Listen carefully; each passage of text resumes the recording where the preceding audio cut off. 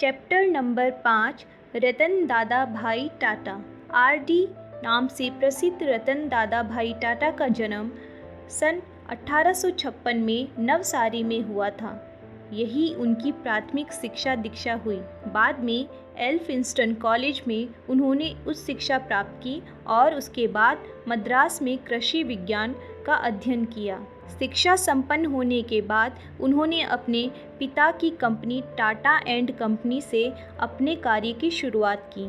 जब उन्होंने इस कंपनी में प्रवेश किया था तब इसकी हालत अच्छी नहीं थी।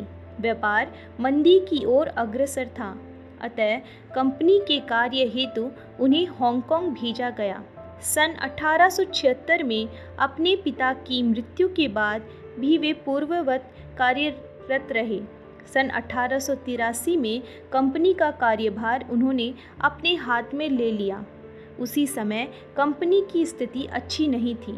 यह वह समय था जब उन्हें अपनी वित्तीय योग्यता को प्रदर्शित करने का अवसर मिला और उन्होंने अपनी कंपनी को कई समस्याओं एवं दुष्चक्रों से उबार लिया।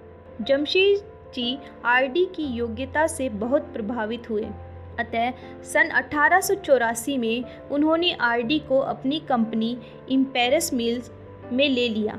इसके बाद सन 1887 में उन्हें अपनी नवगठित कंपनी टाटा एंड सन्स में एक भागीदार के रूप में शामिल कर लिया। रतन दादा भाई को इम्पेरस मिल में इसके प्रबंधक बेजन जी दादा भाई मेहता के साथ संबंध किया गया। बेजन जी तब तकनीकी एवं प्रबंध का काम देख रहे थे, जबकि रतन दादा भाई को वित्तीय पक्ष की जिम्मेदारी सौंपी गई। इसी अवधि में उन्हें उनके चचेरे भाई दोराबजी टाटा के साथ यवतमाल में एक फैक्ट्री खोलने की जिम्मेदारी भी सौंपी गई। स्वदेशी मिल की आर्थिक स्थिति उस समय ठीक नहीं थी, अतः आरडी को उसकी वित्तीय कार्यभार सौंपा गया। जमशेद जी के मार्गदर्शन में दोराबजी के साथ मिलकर उन्होंने सफलतापूर्वक अपने कार्य को अंजाम दिया तथा कंपनी को कठिनाई से उबारा। नौशेरवानजी द्वारा स्थापित कंपनी के व्यवसाय में जमशेद जी द्वारा स्थापित कंपनी का व्यवसाय भिन्न था, अतः उन्होंने पूर्वी शाखा का कार्यभार अपने चचेरे भाई आरडी को सौंप दिया। आरडी टाटा कुछ वर्षों के लिए हांगकांग चले गए, जहां उन्होंने शंघाई आदि स्थानों पर शाखाएं स्थापित की, जो कि चावल व रेशम का व्यवसाय करती थी। उनके नियंत्रणाधीन यह व्यवसाय इतना फला फूला कि शीघ्र ही न्यूयॉर्क एवं पेरिस में नई शाखाएं खुल गई, जो मुख्यतः मोती व रेशम का कारोबार करती थी। पेरिस में भी उन्हें सुजाने ब्रियरे से प्यार हो गया और सन 1902 में उन्होंने उनसे शादी कर ली।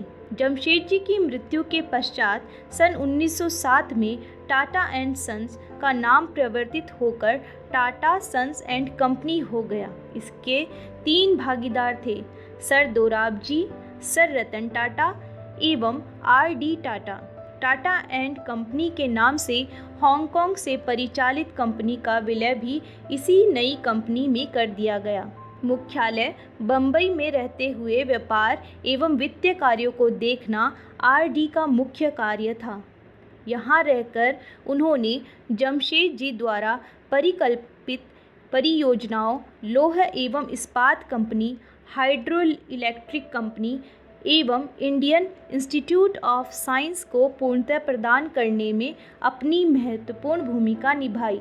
सन 1918 में सर रतन टाटा की मृत्यु के बाद आरडी ने कंपनी के महत्वपूर्ण विभागों का कार्यभार भी संभाला। जब प्रथम विश्व युद्ध के कारण कंपनी कठिनाई के दौर से गुजर रही थी, ऐसे कठिन समय में कंपनी को इस दौर से बाहर निकाल लेना आरडी की कार्य कुशलता का सबसे पुष्ट प्रमाण है। यह उनके परिपक्व अनुभव तथा अप्रतिम मार्गदर्शन के कारण ही संभव हो सका था। गंभीर आर्थिक कठिनाइयों के बावजूद उन्हें कल्याणकारी कार्यों तथा मानवता से मुंह नहीं मोड़ा। कुछ समय तक वे इंपीरियल लेजिस्लेटिव काउंसिल के सदस्य भी रहे।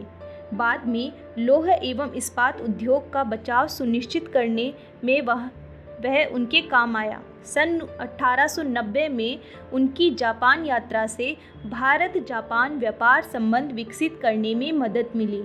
जापानी सम्राट के उनके कार्य को मान्यता प्रदान करते हुए third order of rising sun उपाधि से उन्हें विभूषित किया। 26 अगस्त 1926 को उन्होंने इस संसार से प्रयाण किया।